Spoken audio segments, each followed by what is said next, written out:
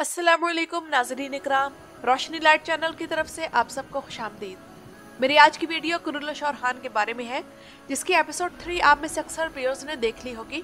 लेकिन इस एपिसोड में सबसे अजीब चीज जो हमें देखने को मिली वो मलहुन के सफेद दाढ़ी वालों से मुलाकात थी। मलहुन की उनसे मुलाकात क्यों करवाई गई, आज की वीडियो में इस पर बात करेंगे। और इसके अलावा ड्रामे में औरतों के सीन्स फिर से बढ़ने शुरू हो गए हैं, तो क्या वाकई ऐसा ही है? इसके अलावा ओरहान और अलाउद्दीन की लड़ाई और फिर सुलह का सिनेरियो क्यों जरूरी था, इस पर बात करेंगे। तो आइए चलते हैं आज की वीडियो की तरफ। तो नाज़रीन इकराम, ये एपिसोड 3 इस हफ्ते रिलीज होने से पहले तुर्की में एक जहाज क्रैश होने का सानहा हुआ और उस दिन रिलीज होने वाले ड्रामे रोक दिए गए, मिसाल के तौर पर अशरफ रोया वगैरह। लेकिन तुर्की में चूंकि कौमी सोग का ऐलान नहीं किया गया था, तो महमद बोजदैग ने कुरुल्लुश और खान की किस्त नंबर 3 रिलीज करने का फैसला किया। और नाज़रीन इकराम, महमद बोजदैग ने एक तरह से इस सीरीज के मामले में ये जुआ खेलने का फैसला किया था, क्योंकि अगर इस किस्त की रेटिंग तुर्की में 5-6 तक चली जाती तो इसका मतलब ये था कि ये सीरीज एक्सपोज हो गई है कि ये 7 रेटिंग नहीं ले सकती। अगर इस रेटिंग में थोड़ा सा इजाफा हो जाता तो मतलब ये होता कि दूसरी सीरीज ऑन एयर ना होने की वजह से ये इजाफा हुआ, और दूसरी सीरीज ऑन एयर ना हुई, इसके बावजूद ये सीरीज ज्यादा रेटिंग नहीं ले सकी। और अगर की रेटिंग पिछले हफ्ते से भी कम रही तो फिर ये बात कंफर्म है कि इसका मजाक उड़ेगा। तो इस एपिसोड की रेटिंग क्या रही, ये जानेंगे आगे इस वीडियो में। तो इस हफ्ते की किस्त का रिव्यू शुरू करते हैं।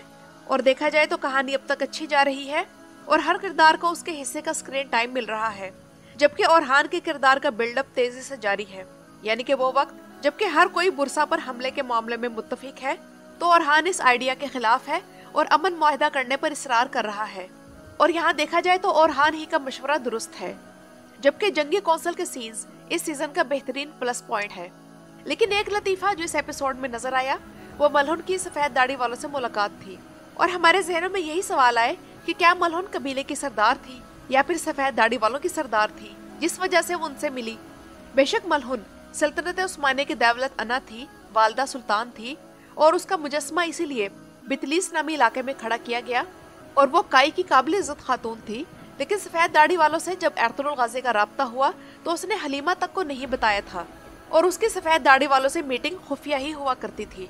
और उसके बाद जब उस्मान बे के साथ सफेद दाढ़ी वालों ने राब्ता किया, तब उस्मान ने भी बाला को इस बारे में कभी कुछ नहीं बताया था। हालांकि ये दोनों औरतें इन दोनों के दिल के करीब थी। कुछ लोग ये लॉजिक देंगे कि उस्मान बे बीमार थे और उस्मान बे के बेटे आपस में उस वक्त डिवाइडेड थे, उनका इख्तिलाफ चल रहा था, तो मलहुन के अलावा कोई नहीं था जो सफेद दाढ़ी वालों से मुलाकात के लिए जाता। या ये कहेंगे कि ओरहान बे मिशन पर थे और अलाउद्दीन अपने कबीले और वालिद की देखभाल कर रहा था, और मलहुन उस्मान की इस रास्ते पर बरसों से साथी थी, इसलिए सफेद दाढ़ी वालों से मुलाकात हुई।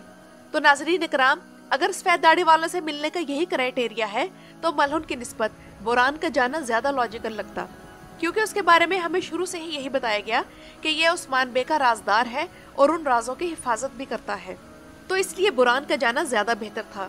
या फिर दूसरा सिनेरियो ये हो सकता था कि सफेद दाढ़ी वाले खुद ही किसी तरह ओरहान से राब्ता करके उसे बुलाते, और जिस तरह उन्होंने एर्तुगरुल गाजी और उस्मान गाजी को खुद मुंतखब किया था उसे भी करते। लेकिन असल बात यही है कि 2022 तक फेमिनिज्म तुर्की में भी उरूज पर पहुंच चुका था, और तभी से महमद बोजदैग ने कुरुल्लुश उस्मान के सीजन 4 से ही औरतों को इस सीरीज में बहुत ज्यादा मार्जिन देना शुरू कर दिया था।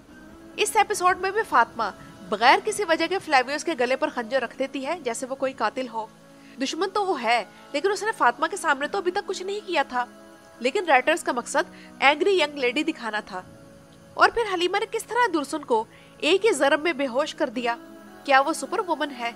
यानी कि मेरे कहने का मकसद ये है कि औरतों को जंगजू दिखाना भी मसला नहीं, लेकिन उनकी बाउंड्रीज में रहकर दिखाया जाए। अगर राइटर्स का मकसद औरतों को बहादुर दिखाना है तो वो उनकी बॉडी मसल्स या पावर के जरिए नहीं दिखाया जा सकता, क्योंकि ये एब्सोल्यूट ट्रुथ है कि बॉडी, मसल या पावर, तीनों चीजें मर्द के पास औरतों से ज्यादा हैं। और हमें आईगुल का किरदार इसीलिए अच्छा लगा था कि उसे बाउंड्रीज में रहकर एक जंगजू औरत दिखाया जाता था। लेकिन अब मसला ये है कि फातिमा या हलीमा को मिनी आईगुल के बजाय बाला का मिनी वर्जन बनाने की कोशिश हो रही है, जिसके बारे में राइटर्स की ये कोशिश हुआ करती थी कि एक लीडर के तौर पर इसे उस्मान बे से भी आगे आगे रखा जाए। और देखा जाए तो सिर्फ यही खामी इस सीरीज में रह गई है, बाकी ये सीरीज बेहतरीन है। और महमद बोजदैग को सोचना चाहिए कि ये सीरीज इस वक्त एक सेंसिटिव स्टेज में है। और नाज़रीन इकराम, बेशक मर्द यास्चियोग्लू इस वक्त जबरदस्त परफॉर्मेंस इस किरदार के हवाले से डिलीवर कर रहा है और इस कैलिबर के अदाकार से तवक्को भी यही है और इसमें अभी मजीद बेहतरी आती जाएगी। लेकिन जो अदाकारी इस एपिसोड में अलाउद्दीन ने की उसका कोई जोड़ नहीं और जंगी मशवरे के दौरान वो बिल्कुल बुराक ओज़्जविद की तरह हाथ के इशारे कर रहा था। अलाउद्दीन बड़े वकार के साथ मामलात को सुलझाने की कोशिश कर रहा है। फारूक को अलाउद्दीन के किरदार में कुर्रतुल उस्मान के हर सीजन के सिनेरियो में बेहतरीन हिस्सा मिला है, जिनमें अपनी परफॉर्मेंस दिखाने का बहुत मार्जिन था और फारूक अरकान ने साबित भी किया। लेकिन सवाल यह है कि राइटर्स ने ओरहान और अलाउद्दीन की चपकलिश का ये सिनेरियो सीजन शुरू होते साथ ही क्यों शामिल किया। तो नाज़रीन इकराम, इन दोनों की कॉन्फ्लिक्ट का सिनेरियो इसलिए ज़रूरी था ताकि दिखाया जा सके कि भाइयों के दरमियान सोच का फ़र्क है, इख्तिलाफात भी हैं, लेकिन इसके बावजूद दोनों एक दूसरे के कंधे से कंधा मिलाकर खड़े रहे और उनका इख्तिलाफ भी रियासती मामलात पर था, न कि ज़ाती मामलात में। और हमें इस सीरीज़ से उनसियत इसकी अजीम जंगों या प्रोफेशनल डायरेक्शन की वजह से नहीं है, बल्कि ऐसे ही खूबसूरत सीन्स की वजह से है। दो किस्तों की कॉन्फ्लिक्ट के बाद भाइयों की सुलह देखकर अच्छा लगा। मर्द की तकरीर भी अच्छी थी और उस सीन में जरकोताए और बुरान के एक्सप्रेशंस की वजह से ये सीन और भी बेहतर हो गया। जहाँ तक उस्मान बे के ख्वाब की बात है तो ये इस तरफ इशारा है कि ओरहान को दोबारा से बुरसा का कमांडर बना दिया जाएगा और जो लोग इस ख्वाब को हज़रत इब्राहिम अलैहिस्सलाम और हज़रत इस्माइल अलैहिस्सलाम की तरफ मंसूब करके तौहीन अंबिया कह रहे हैं, तो उन्हें मैं यही कहूँगी कि ना तो इन किरदारों के ये नाम है और ना ही कोई ऐसा इशारा दिया गया है कि ये उस्मान और ओरहान नहीं बल्कि अंबिया कराम है। उधर फातिमा खातून की एंट्री हो गई है, जो कि डोमिनेटिंग पर्सनैलिटी की मालिक है। और देखिए वही हुआ जो मैंने अपनी पिछली वीडियो में कहा था कि फातिमा और फ्लेवियस के हवाले से कोई ना कोई सिनेरियो दिखाया जाएगा, यानी कि एक और लव स्टोरी। लेकिन मजे की बात यह है कि व्यूअर्स को इनका ये पेयर पसंद आ गया है। इसके अलावा एक नई अदाकारा जिसका नाम मेलिस ओज़्जिमान है, तो वो चोलपान खातून के किरदार में आ गई है। इस बार एपिसोड में फैमिली सीन भी शामिल था और मर्द यास्चियोग्लू ने इस सीन में एक बेटे, शोहर, बाप और भाई की हैसियत से हर एक को बेहतरीन रिएक्शन दिए। और दूसरी अच्छी बात यह है कि खाने की मेज पर ना सिर्फ फैमिली थी बल्कि उस्मान गाजी के रास्ते के साथ ही उनके मुशीर और करीबी खादिम भी मौजूद थे। और नाज़रीन इकराम, हाल हमेशा माजी से ताल्लुक़ रखता है। इन लोगों की उम्रें, चेहरे और नस्लें बदल गई हैं, लेकिन माहौल वही है जो कुर्रतुल उस्मान में हुआ करता था। और नाज़रीन इकराम, अब इस एपिसोड की रेटिंग की बात करते हैं तो ये 4.96 रही, यानी कि पिछली एपिसोड से 0.58 रेटिंग इसकी ज्यादा थी। लेकिन देखा जाए तो ये इजाफा कोई इतना खास इजाफा नहीं था।